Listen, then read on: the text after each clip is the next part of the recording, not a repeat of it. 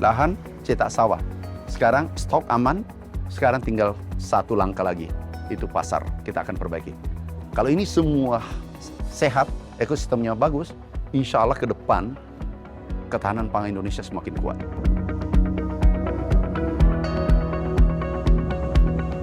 Petani milenial ini akan dilengkapi dengan peralatan-peralatan teknologi. Nah, di sini saya tertarik nih. Wah, saya ini kan lulusan teknik informatika ini. Wah, berarti ini saya bisa tersalur di sini.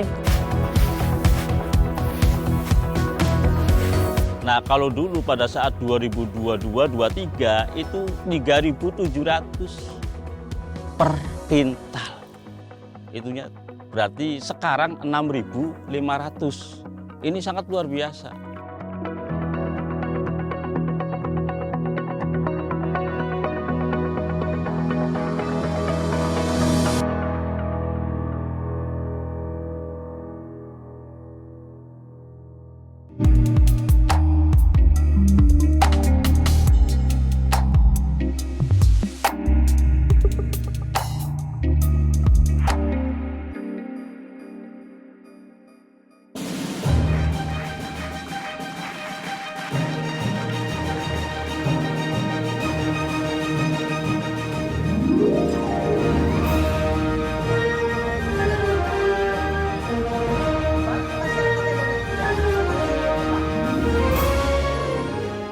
Kita harus mampu memproduksi dan memenuhi kebutuhan pangan seluruh rakyat Indonesia. Kita harus swasembada pangan. Itu prioritas dasar karena situasi global. Setiap keluarga, setiap masyarakat bisa ikut serta dalam kebangkitan bangsa Indonesia.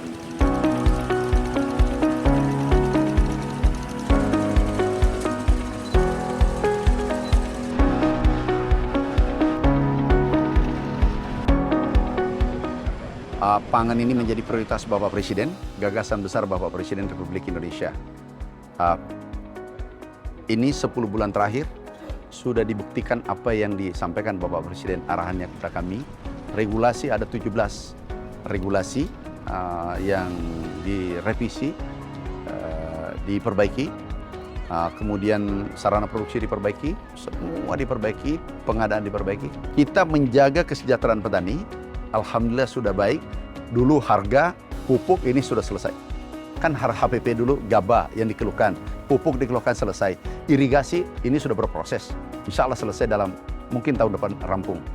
Kemudian alat mesin pertanian tepat sasaran. Kalau ada macam-macam ditindak tegas.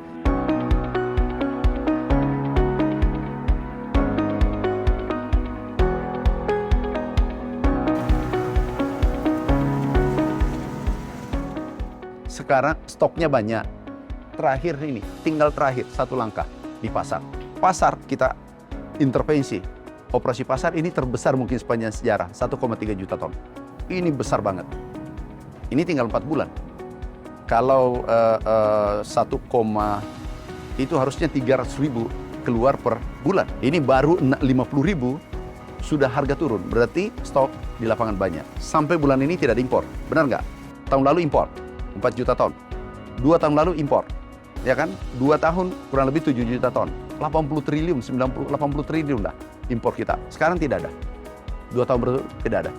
Kita harus bangga. 2, stok dulu 1 juta. Dan itu impor, 1 juta lebih impor pula. Sekarang stok kita 4 juta ton.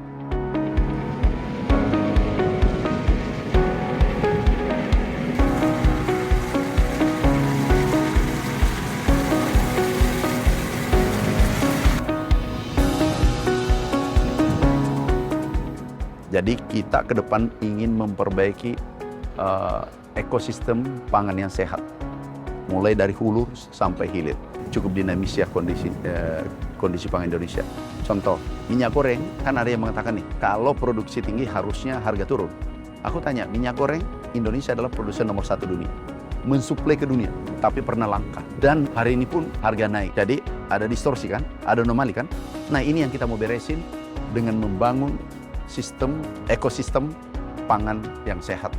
Mulai dari hulu pupuk sudah selesai, sarana produksi, kemudian irigasi, kemudian opla, optimalisasi lahan, cetak sawah.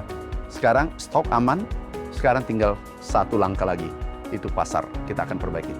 Kalau ini semua sehat, ekosistemnya bagus, insya Allah ke depan ketahanan pangan Indonesia semakin kuat.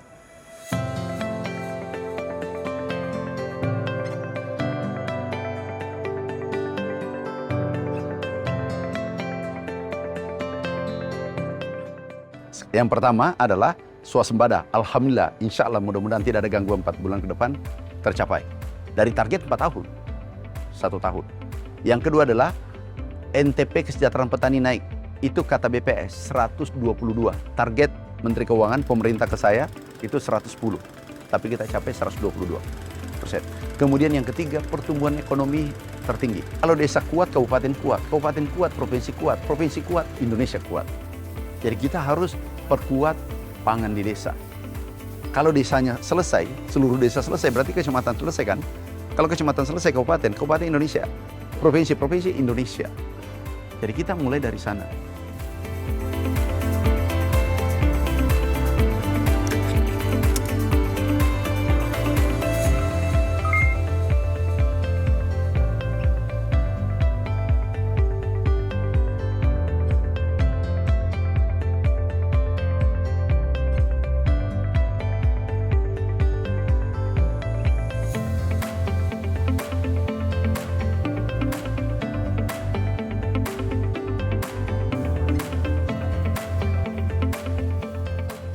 Kalau kita bicara swasembada itu artinya kan kita harus cukup, merata, kemudian bergizi, aman dan bergizi, serta terjangkau oleh seluruh masyarakat. Nah, bagaimana ini bisa tercukupi? Sebenarnya cara yang paling tepat kan hanya bagaimana kita meningkatkan produksi. Nah, meningkatkan produksi itu caranya juga satu, bagaimana kita meningkatkan produktivitas per hektar. Kemudian yang kedua, kalau kita bicara beras ya, bagaimana kita meningkatkan luas panennya.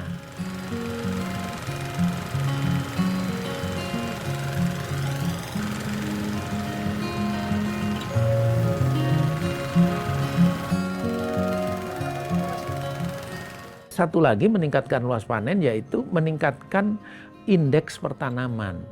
Yang tadinya tanam 1 kali, bagaimana bisa tanam 2 kali.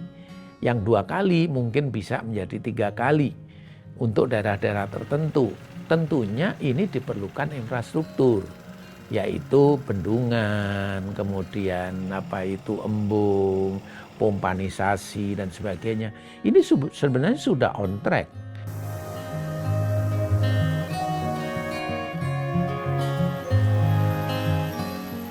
Dari dulu dari olah lahan aja sudah capek, manual olah lahan. Untuk tanamnya juga manual, sampai panen pun manual kalau di tempat kami ini.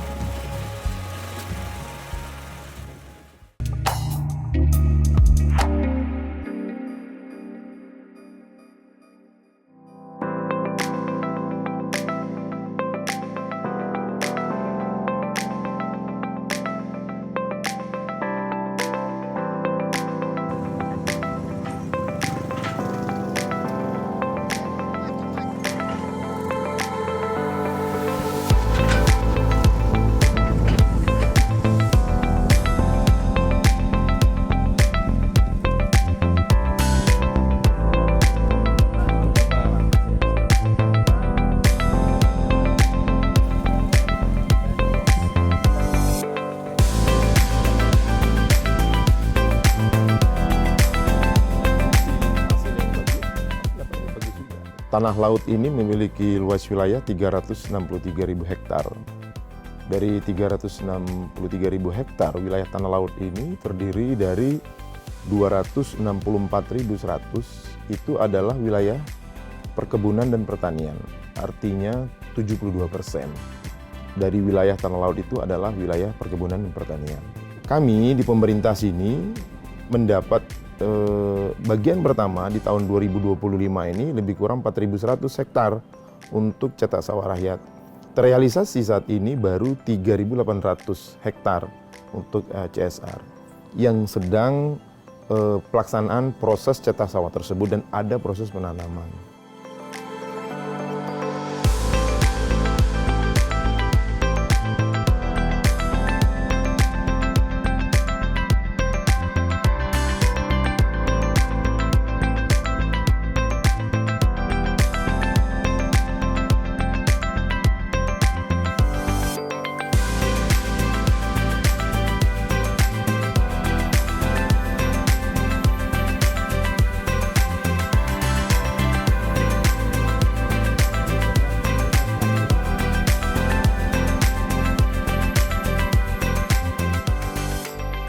Nah, tiap-tiap brigade pangan ini terdiri beberapa orang, ada yang 15, 20, bahkan 25. Nah, brigade pangan inilah yang langsung membantu, baik itulah masyarakat maupun kelompok-kelompok tani juga tergabung di dalam itu, untuk mereka berpartisipasi dapat menghasilkan.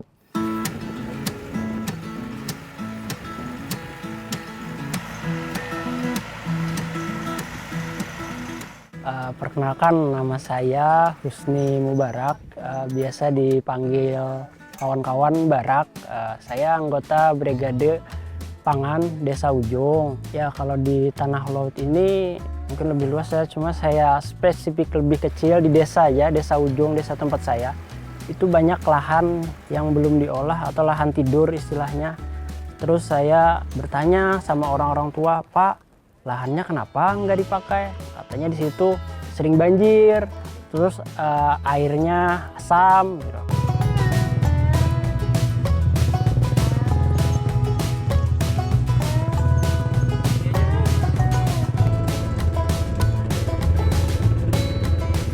Lahan ini yang digunakan sekitar 359. Jadi yang sudah dikerjakan itu hampir 20 hektar lebih untuk di Desa Ujung. Dan juga ini pertama kalinya tanam padi pakai drone.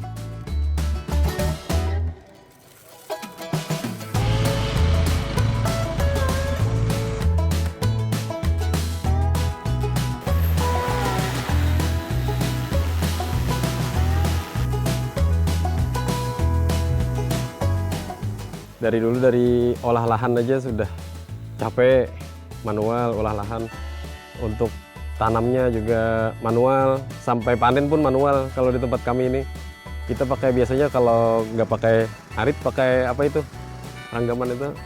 Kalau sekarang udah ada combine, udah tanamnya udah ada transplanter, untuk olah lahannya sudah ada rotavator, udah ada traktor. Sangat terbantu sekarang.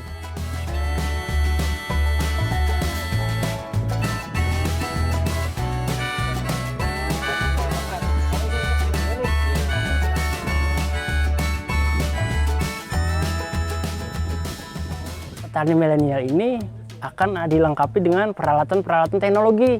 Nah, di sini saya tertarik nih. Wah, saya ini kan lulusan teknik informatika ini. Wah, berarti ini saya bisa tersalur di sini pendidikan saya. Nah, jadi saya ikut, saya coba, boleh nggak masuk?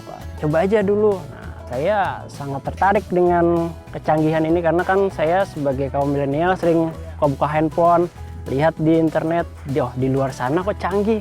Dengan peralatan modern seperti drone dan lain-lainnya, nah, tentu saya sangat senang dan saya tentunya ingin bergabung lah, ikut serta dalam mensukseskan, apalagi ini kan tentang sewa sembada ya itu.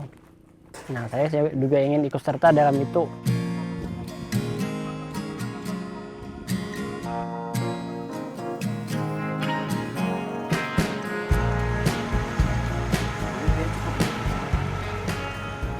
Brigade Pangan khususnya kita motivasi para milenial ini bahwa pertanian saat ini bukan pekerjaan yang dianggap kurang inilah, karena saat ini dengan teknologi baik itu alat mesin untuk pengolahan tanah kemudian mesin panen, kemudian juga nanti kalau tanam kita bisa menggunakan drone seperti kita lakukan di Desa Ujung kemarin. Ini mudah-mudahan para milenial semua tertarik bahwa pertanian saat ini keren.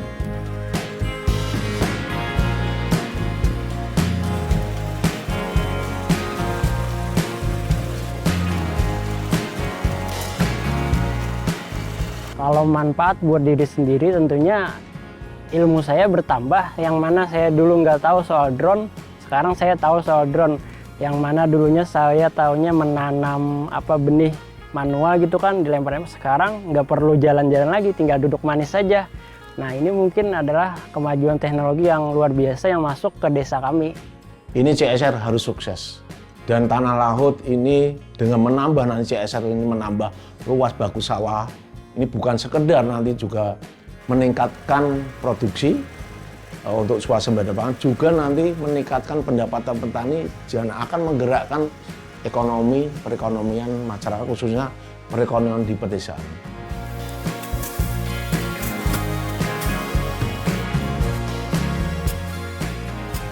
Sebelum adanya regulasi yang baru tentang pertanian, kami sebagai petani hampir putus asa. Karena ujung tombak dari usaha apapun adalah pasar.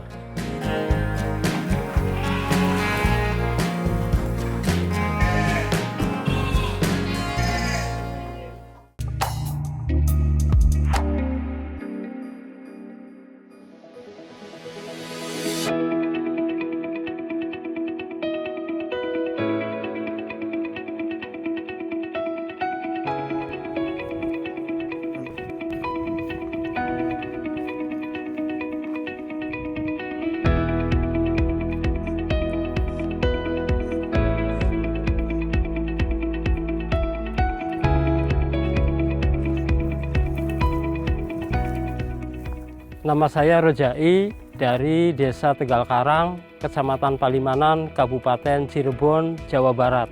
80% dari Desa Tegal Karang berprofesi sebagai petani, khususnya petani padi. Sebelum adanya regulasi yang baru tentang pertanian, kami sebagai petani hampir putus asa. Karena ujung tombak dari usaha apapun adalah pasar. Sedangkan yang kita rasakan di lapangan, biaya produksi tetap, tetapi harga pasar yang tidak menentu, bahkan di bawah standar HPP, harga pokok produksi.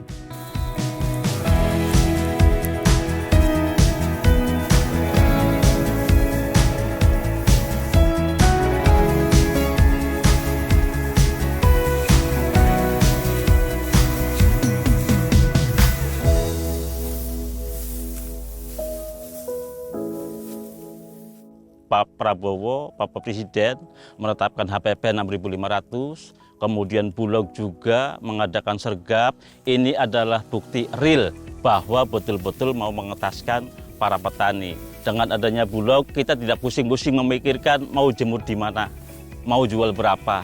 Nah, dengan adanya Bulog, kemudian langsung turun ke lapangan, alhamdulillah petani merasa terbantu.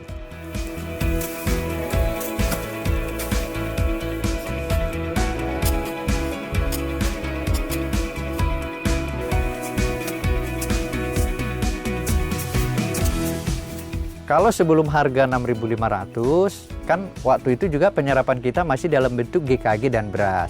Artinya yang berinteraksi dengan si petani adalah mitra kita, bukan kita langsung. Tahun ini kan baru, tahun ini kita langsung membeli gabah panen petani. Jadi apapun adanya kita bisa beli.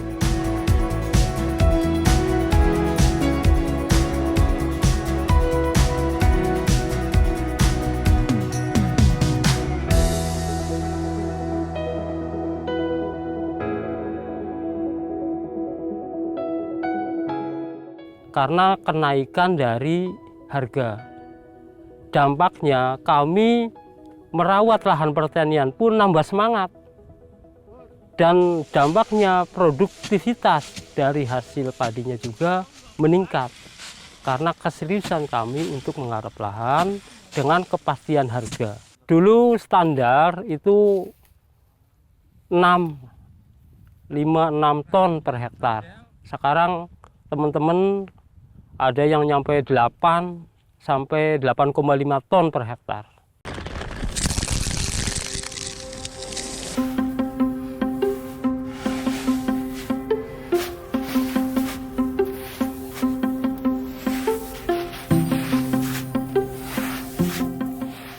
Nah, kalau dulu pada saat 2022-23 itu 3.700 per kintal.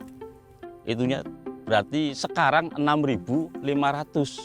Ini sangat luar biasa. Sehingga apa? Sehingga kenaikan tersebut bisa mampu mendongkrak ekonomi kami. Nah, kami juga tidak pusing menjualnya kemana. Kadang-kadang mencari tengkulaknya pada jaim-jaim itu. Masalahnya masalah harga, tetapi kalau Bulog sudah 65, datang langsung angkut.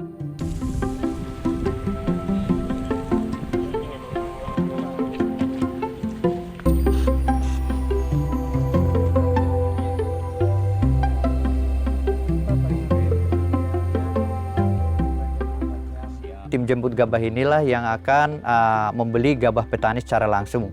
Tentunya setelah mendapat informasi dari Babinsa dan penyuluh.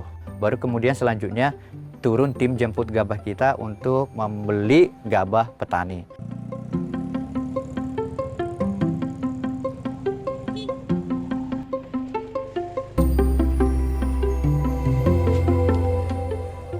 Petani pegiat secara langsung, kalau kita bicara RDKK ya, itu jumlahnya 169 petani yang masuk RDKK, artinya petani yang langsung menggarap, tetapi banyak penduduk yang ikut berkecimpung di pertanian juga, yang jadi buruh tanam, buruh babat, terusan yang terlibat di gerabak.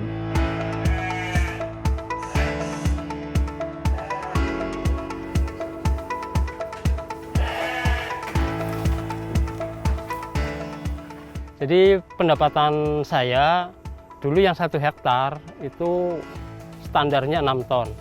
Nah sekarang alhamdulillah taruhlah misalnya dapatnya masih 6 ton kali 6.500 menjadi 39 juta. Artinya naik 100%.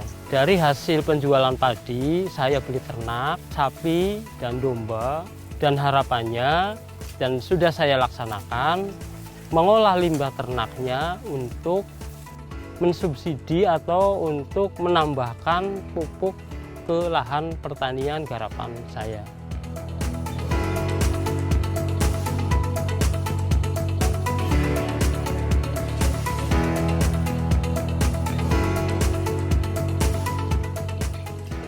Saya sebagai petani sangat berterima kasih ke pemerintah mendukung sepenuhnya sehingga kesejahteraan kami lebih meningkat dari yang sebelumnya. Semoga apa yang telah dilaksanakan bisa ditingkatkan, dan harapan kami ke pemerintah, kami juga sebagai petani ingin ditingkatkan kemampuan untuk menjadi petani yang profesional, petani yang maju, mandiri, dan modern.